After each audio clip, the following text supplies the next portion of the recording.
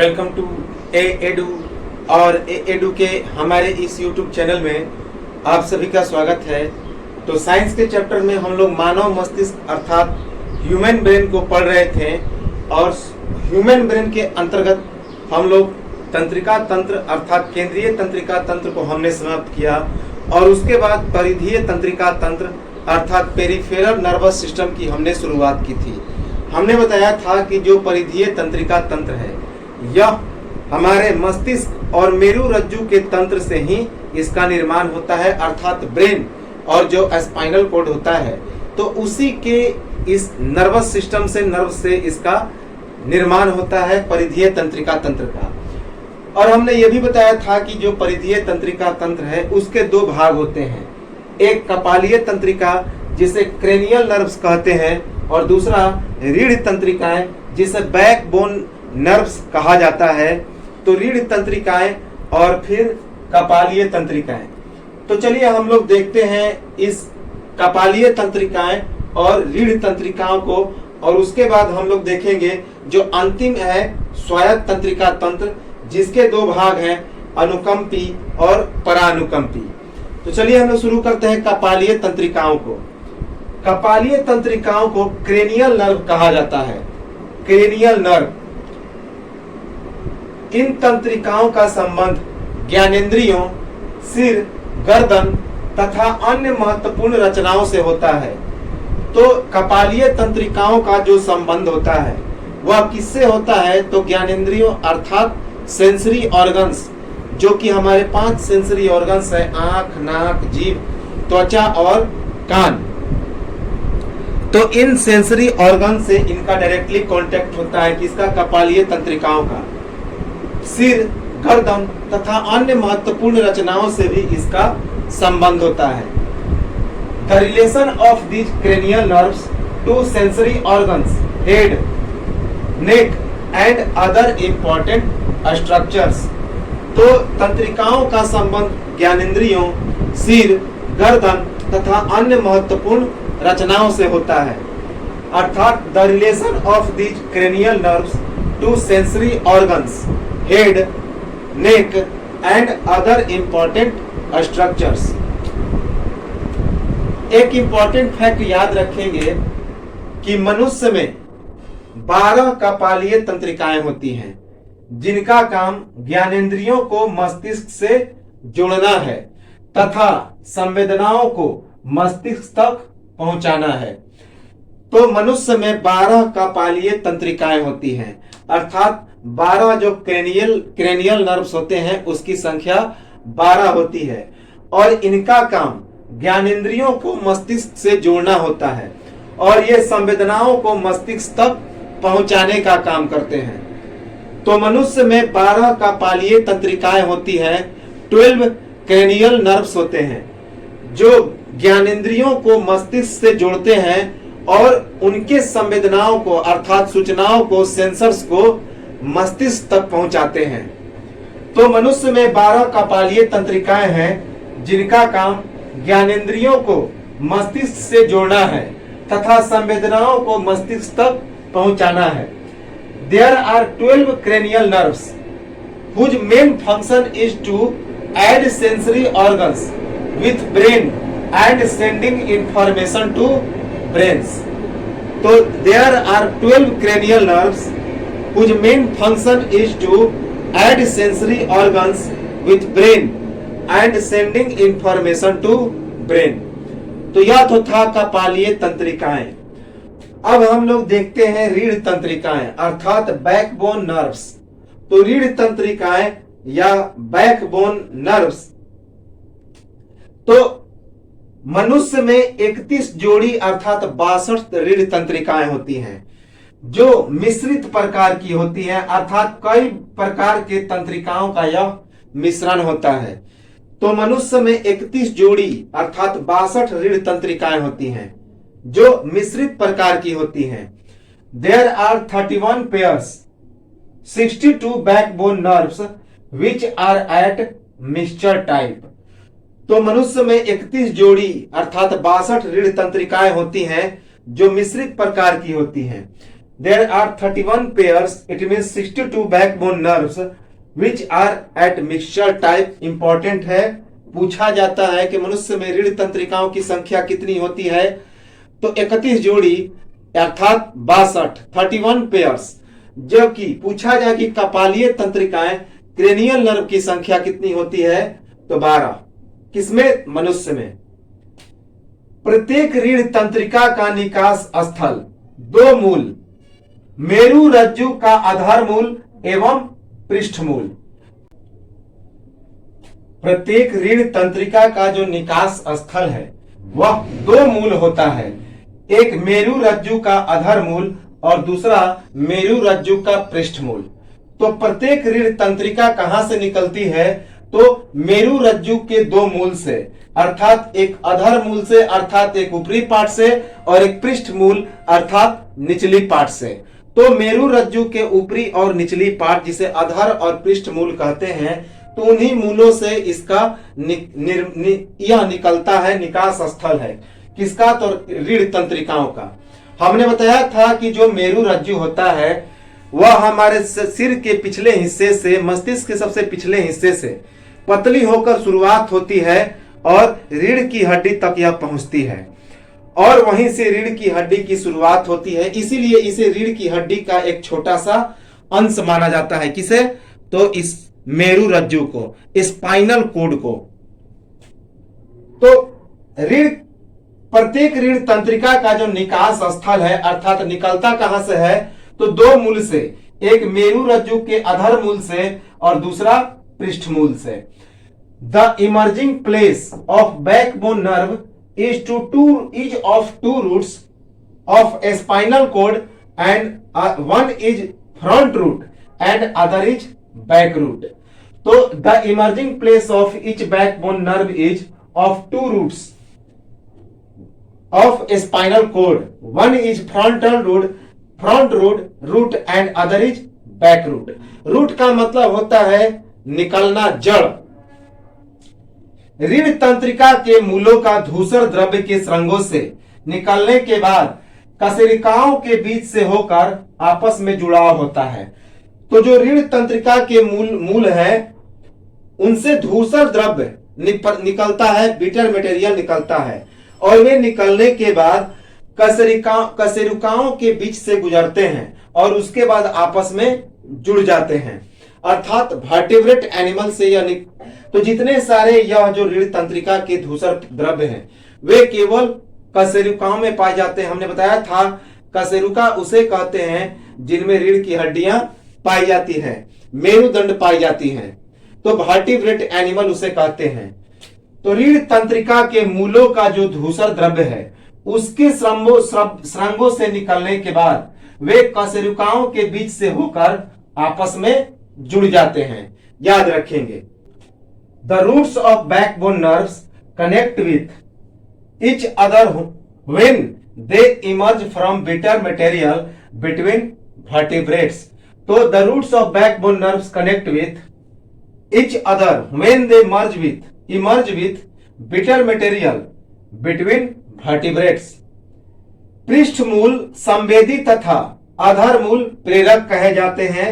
काफी इंपॉर्टेंट है, जो पृष्ठ मूल होते हैं, जो बैक पार्ट होते हैं, उन्हें संवेदी कहा जाता है और जो अधर होते हैं, अधर मूल, उन्हें प्रेरक कहा जाता है, चालक या प्रेरक, अर्थात जो प्रेरणा देता है, जो चलाता है संवेदी सूचनाओं को। और संवेदी अर्थात जो ग्रहण करते हैं, एब्जॉर्ब करते हैं संवेदी अंग, सेंसरी ऑर्गन्स, तो उन्हें पृष्ठ मूल कहा जाता है और अधर मूल जो चलाते हैं उस सूचनाओं को, उन्हें प्रेरक या चालक कहा जाता है। तो पृष्ठ मूल संवेदी होते हैं जबकि अधर मूल प्रेरक कहे जाते हैं। तो पृष्ठ मूल संवेदी होते हैं जबकि अधर मूल प्रेरक कहे जाते हैं। पृष्ठ मूलों को संवेदी और अधर मूल को प्रेरक कहा जाता है। Front root is afferent fibres अर्थात उसे अभिवाही या संवेदी कहा जाता है। And back root is efferent fibres, चालक या फिर प्रेरक। तो 2 प्रकार के यहां पे हो गए संवेदी। एक को कहा जाता है चालक या प्रेरक अर्थात इफेरेंट फाइबर्स और दूसरे को कहा जाता है संवेदी। पृष्ठ मूल को संवेदी अर्थात उसे एफेरेंट फाइबर्स और दूसरे को इफेरेंट फाइबर्स।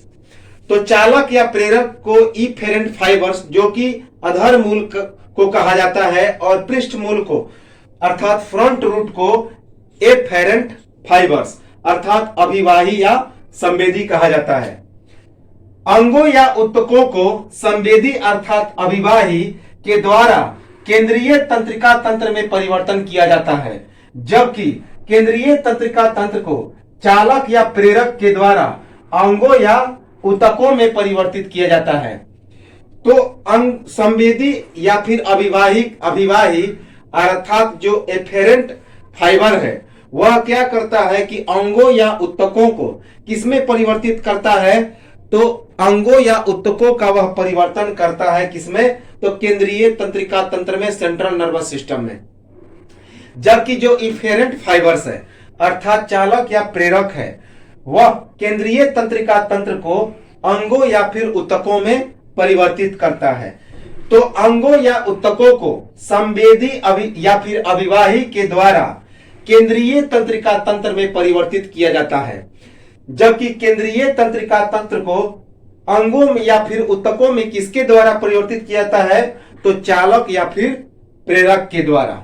याद रखेंगे, इंपॉर्टेंट है। The efferent fibres change body और tissue in central nervous system whereas efferent fibers change central nervous system into organ और tissue.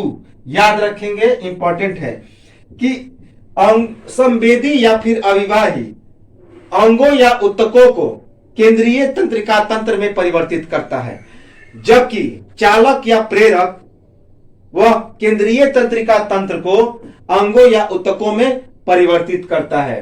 It means the efferent fibers changes body or tissue into central nervous system whereas efferent fibers change central nervous system into body or organ। रीढ़ तंत्रिकाओं में ऐच्छिक गति को प्रभावित करने हेतु एक कायिक तंत्रिका तंत्र की उपस्थिति होती है, कायिक तंत्रिका तंत्र, जिसके द्वारा केंद्रीय तंत्रिका तंत्र का परिवर्तन ऐच्छिक अंगों और कंकाल पेशियों में होता है। इंपॉर्टेंट है कि इस जो रीढ़ तंत्रिकाएं होती हैं इसका सीधा संबंध किससे होता है, तो इसी कारण इसे ऐच्छिक पेशियां भी कहा जाता है, वॉलंटरी मसल्स। तो रीढ़ तंत्रिकाओं में ऐच्छिक गति को प्रभावित करने के लिए एक सिस्टम की उपस्थिति होती है, सिस्टम पाई जाती है, तंत्र पाई जाती है, जिसे कायिक तंत्रिका तंत्र कहा जाता है, जिसके द्वारा केंद्रीय तंत्रिका तंत्र का परिवर्तन ऐच्छिक अंगों और कंकाल पेशियों में किया जाता है। याद रखेंगे। तो रीढ़ तंत्रिकाओं में ऐच्छिक गति को प्रभावित करने के लिए कायिक तंत्रिका तंत्र पाई जाती है, जो केंद्रीय तंत्रिका तंत्र को ऐच्छिक अंगों और कंकाल पेशियों में परिवर्तित कर देता है। अर्थात सीधे तौर पे कहें तो रीढ़ जो तंत्रिकाएं होती हैं वे ऐच्छिक पेशियां होती हैं, अर्थात वॉलंटरी मसल्स। हमने बताया था कि ऐच्छिक और अनैच्छिक दो गतियां होती हैं। ऐच्छिक का मतलब होता है जिस पर हमारे शरीर का नियंत्रण होता है, जो गतियां हमारे शरीर से इच्छा के अनुसार होती है, जबकि अनैच्छिक गति जिस पर हमारे शरीर का नियंत्रण नहीं होता है, जैसे कि छींक आना, उसके बाद आंखें बंद हो जाना अचानक किसी कीड़ा के आने पर, तो ये सभी अनैच्छिक गतियां हैं। उसके भोजन का निगलना, भोजन का पाचन। तो for effect voluntary motion there is a somatic nervous system. Somatic का मतलब होता है कायिक तंत्रिका तंत्र। Is present in backbone muscle, backbone muscle whose main function is to changing central nervous system in voluntary organs and skeletal muscles। रीढ़ तंत्रिकाओं के पृष्ठ मूल के ऊपर एक गुच्छिका की उपस्थिति होती है, बंडल पाई जाती है, एक गुच्छिका की उपस्थिति पाई जाती है, जिसके अंदर संवेदी तंतुओं की कोशिकाएं उपस्थित होती है। तो रीढ़ तंत्रिकाओं के पृष्ठमूल के ऊपर एक गुच्छिका पाई जाती है जिसके अंदर संवेदी तंतुओं की कोशिकाएं उपस्थित होती है। तो याद रखेंगे कि रीढ़ तंत्रिकाओं के जो पृष्ठमूल है, जो उसका फ्रंट पार्ट है, मेन सतह है, तो उसके ऊपर एक गुच्छिका पाई जाती है, बंडल पाई जाती है, समूह पाया जाता है, जिसमें संवेदी तंतुओं की कोशिकाएं उपस्थित होती है। अर्थात यह जो गुच्छिका है, यह जो बंडल है, वह किस चीज का बंडल होता है? तो संवेदी तंतुओं की कोशिकाओं का बंडल होता है। अर्थात जो सेंसरी फाइबर्स होता है उसके सेल का यह एक बंडल होता है।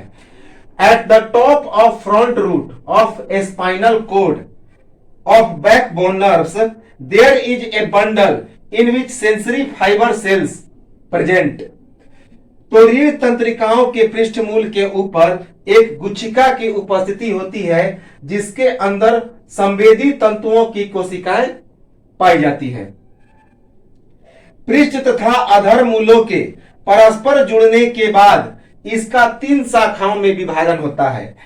एक ऊपर की ओर पृष्ठ शाखा, नीचे की ओर अधर शाखा और बीच में दोनों से संबंधित एक योजी शाखा अर्थात कॉम्बिनेशन ब्रांच। तो याद रखेंगे कि जो पृष्ठ और अधर मूल है उनके जुड़ने के बाद इसके 3 शाखाओं में विभाजन होता है। ये 3 शाखाओं में 3 ब्रांचों में बट जाते हैं। ऊपर की ओर का शाखा पृष्ठ शाखा होता है, पृष्ठ शाखा होता है, और नीचे की ओर का शाखा अधर शाखा होता है, और बीच में दोनों से संबंधित एक योजी शाखा अर्थात कंबाइंड ब्रांच होता है। याद रखेंगे कि पृष्ठ तथा अधर मूलों के परस्पर जुड़ने के बाद इसका 3 शाखाओं में विभाजन होता है। ऊपर की ओर पृष्ठ शाखा होता है, नीचे की ओर अधर शाखा होता है, और जो बीच में होता है दोनों से संबंधित वह योजी शाखा होता है, कंबाइंड ब्रांच होता है। याद रखेंगे। तो ये तो था हमारा कपालीय और रीढ़ तंत्रिकाएं, अर्थात जो परिधीय तंत्रिका तंत्र था, स्फेरिकल था। अब हम लोग आते हैं किस पर? तो स्वायत्त तंत्रिका तंत्र पर। तो स्वायत्त तंत्रिका तंत्र या फिर इसे ऑटोमेटिक नर्वस सिस्टम कहते हैं। तो स्वायत्त तंत्रिका तंत्र या फिर ऑटोमेटिक नर्वस सिस्टम, तो केंद्रीय तंत्रिका तंत्र का अनैच्छिक अंगों और चिकनी पेशियों में यह परिवर्तन करता है। तो ठीक इसका उल्टा होता है परिधीय तंत्रिका तंत्र का। तो यह परिधीय तंत्रिका तंत्र का ठीक उल्टा होता है। परिधीय तंत्रिका तंत्र को हम लोग ऐच्छिक पेशियां कहते हैं और स्वायत्त तंत्रिका तंत्र को अनैच्छिक पेशियां कहते हैं। इसमें अनैच्छिक गतियों से संबंधित कार्य होता है, इनवॉलंटरी मसल्स। तो केंद्रीय तंत्रिका तंत्र का यह अनैच्छिक अंगों और चिकनी पेशियों में परिवर्तन करता है। तो यह जो स्वायत्त तंत्रिका तंत्र है, यह केंद्रीय तंत्रिका तंत्र को अनैच्छिक अंगों और चिकनी पेशियों में परिवर्तित करता है। अर्थात it changes central nervous system into involuntary organs and smooth muscles. इसे अनैच्छिक पेशियों के नाम से यह प्रसिद्ध है। इसे अनैच्छिक पेशियों के नाम से जाना जाता है। Famous for involuntary muscles.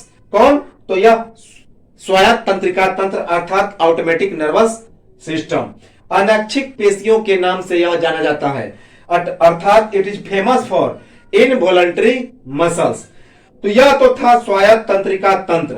अब स्वायत्त तंत्रिका तंत्र के कितने हिस्से होते हैं? तो 2 हिस्से होते हैं। स्वायत्त तंत्रिका तंत्र अर्थात ऑटोमेटिक नर्वस सिस्टम के 2 पार्ट। पहला पार्ट अनुकंपी तंत्रिका तंत्र कहा जाता है, जिसे सिंपैथेटिक नर्वस सिस्टम कहते हैं, और दूसरे को परा अनुकंपी तंत्रिका तंत्र अर्थात पारासिम्पैथेटिक नर्वस सिस्टम।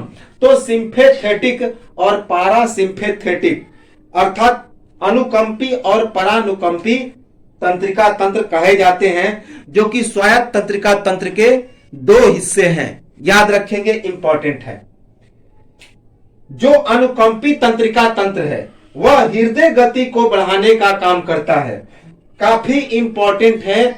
तो जो अनुकंपी तंत्रिका तंत्र है हृदय गति को बढ़ाने का काम करता है। सबसे इंपॉर्टेंट काम इसका यही है कि जो सिंपैथेटिक नर्वस सिस्टम है वह इस हृदय गति को बढ़ाता है। Function is to increase heart beat. तो इसका मेन फंक्शन है इंक्रीज हार्ट बीट। किसका? तो सिंपैथेटिक नर्वस सिस्टम अर्थात अनुकंपी तंत्रिका तंत्र, हृदय गति को बढ़ाना। और परानुकंपी तंत्रिका तंत्र का सबसे इंपॉर्टेंट काम है हृदय गति को घटाने का कार्य, अर्थात function is to decrease heart beat. तो यह जो परानुकंपी तंत्रिका तंत्र है ठीक अनुकंपी तंत्रिका तंत्र का उल्टा काम करता है। वह हृदय गति को घटाता है जबकि यह अनुकंपी तंत्रिका तंत्र हृदय गति को बढ़ाता है। अर्थात sympathetic nervous system increases heart beat whereas parasympathetic nervous system decreases heart beat. ये दोनों इसके इंपॉर्टेंट कार्य हैं और आगे हम लोग देखेंगे और भी इनके कार्य हैं, लेकिन मेन काम इनके यही है। स्वायत्त तंत्रिका तंत्र का कार्य स्वतंत्र रूप से होता है तथा अंतिम रूप से इसका नियंत्रण केंद्रीय तंत्रिका तंत्र के द्वारा होता है। तो स्वायत्त तंत्रिका तंत्र क्या होता है? इसका कार्य स्वतंत्र होता है जबकि अंतिम रूप से इसका नियंत्रण केंद्रीय तंत्रिका तंत्र के द्वारा होता है। तो याद रखेंगे यह स्वायत्त तंत्रिका तंत्र स्वतंत्र होता है लेकिन अंतिम रूप से इस पर कंट्रोलिंग किसका होता है? तो केंद्रीय तंत्रिका तंत्र अर्थात सेंट्रल नर्वस सिस्टम का। तो स्वायत्त तंत्रिका तंत्र का कार्य स्वतंत्र रूप से होता है जबकि अंतिम रूप से इसका जो नियंत्रण होता है वह केंद्रीय तंत्रिका तंत्र के द्वारा होता है। Automatic nervous system acts as free state and its final control occurred by central nervous system. स्वायत्त तंत्रिका तंत्र का नियंत्रण केंद्रीय तंत्रिका तंत्रों के द्वारा होता है जिनका प्रवेश स्वायत्त तंत्रिका तंत्र में गुच्छकों के रूप में होता है जिसे पूर्व गुच्छक तंतु की संज्ञा दी जाती है, पूर्व गुच्छक तंतु कहा जाता है। तो स्वायत्त तंत्रिका तंत्र का नियंत्रण अभी हमने बताया कि अंतिम रूप से किसके द्वारा होता है? तो केंद्रीय तंत्रिका तंतुओं के द्वारा होता है और इनका प्रवेश स्वायत्त तंत्रिका तंत्र से गुच्छकों के रूप में होता है जिसे पूर्व गुच्छीय तंतु कहा जाता है। याद रखेंगे the control of automatic nervous system is by central nervous fibres whose entering is in automatic nerves in the form of bundles and this bundle is called pre-bundle fibers। स्वायत्त तंत्रिका तंत्र के गुच्छकों से निकलने वाले तंतु क्या कहे जाते हैं? तो पश्च गुच्छीय तंतु कहे जाते हैं। तो जो स्वायत्त तंत्रिका तंत्र से जितने सारे गुच्छकों से निकलने वाले तंतु होते हैं तो स्वायत्त तंत्रिका तंत्र के गुच्छकों से गुच्छीय भाग से गुच्छीय तंतु से जितने सारे तंतु निकलते हैं उसे पश्च गुच्छीय तंतु कहा जाता है अर्थात उसे पोस्ट नर्वस फाइबर्स कहा जाता है। तो स्वायत्त तंत्रिका तंत्र के गुच्छकों से निकलने वाले तंतु पश्च गुच्छीय तंतु कहे जाते हैं। The fibres come from automatic nervous system is post nervous fibres. तो यह तो था हमारा कपालीय तंत्रिका तंत्र, रीढ़ तंत्रिकाएं और स्वायत्त तंत्रिकाएं। स्वायत्त तंत्रिकाओं के अनुकंपी और परानुकंपी के बारे में अगले वीडियो में हम लोग और चीज देखेंगे और न्यूरॉन की चर्चा करेंगे, साथ ही साथ कुछ अन्य फैक्ट और देखेंगे और उसके बाद यह मस्तिष्क समाप्त हो जाएगा। तो एक स्क्रीनशॉट लें और सब्सक्राइब जरूर कर लें ताकि आगे आने वाला जो वीडियो है वह आपको सूचना मिल सके और इसे और लोगों को भी शेयर करें ताकि इसका फायदा अन्य लोगों को हो जो तैयारी करते हैं, जो पढ़ाई करते हैं। और साथ ही साथ इसको लाइक जरूर कर दें, क्योंकि ये काफी इंपॉर्टेंट चीज है।